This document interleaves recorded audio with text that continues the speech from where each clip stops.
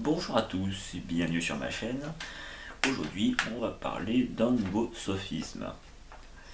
Donc, dans une traque d'arguments fallacieux, il n'est pas rare que certains individus, au cours d'un débat, fassent une erreur dont je vais parler ici. Cette erreur, on peut l'appeler sophisme du sophisme. Vous avez peut-être entendu cette formule dans une vidéo de la tronche en biais ou ailleurs.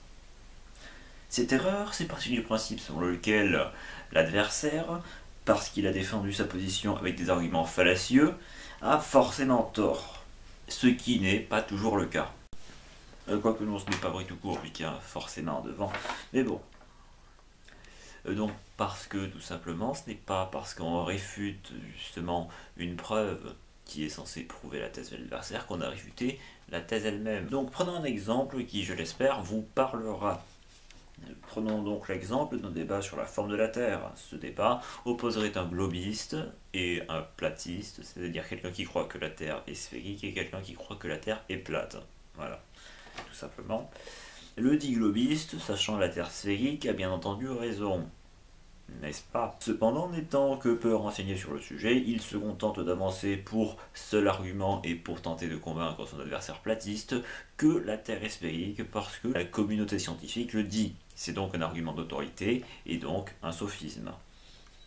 C'est donc un cas où bien que le globiste ait bel et bien raison, il est incapable de défendre sa thèse avec des arguments purement rationnels. Ainsi, le platiste pourrait lui rétorquer que son seul argument n'est qu'un argument d'autorité et que donc sa thèse pourrait être fausse. Ce qui serait bien entendu un raisonnement faux.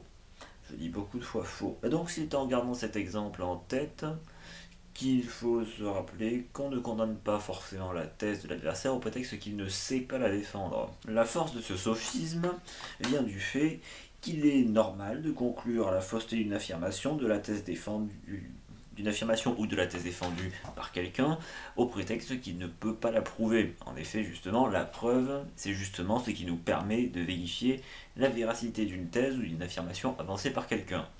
En l'absence de preuves, on peut donc présumer, même si ce n'est pas forcément l'attitude la plus rationnelle, on peut présumer que celui qui n'a pas de preuves a tort.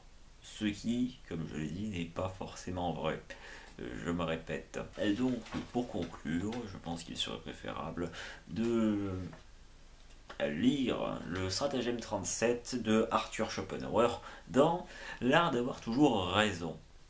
Stratagème 37, qui devrait être l'un des premiers. Si l'adversaire a aussi raison quant à l'objet du débat, mais qu'heureusement il y a recours pour le prouver à une preuve exécrable, il nous est facile de réfuter cette preuve et de prétendre que c'est là une réfutation du fait lui-même.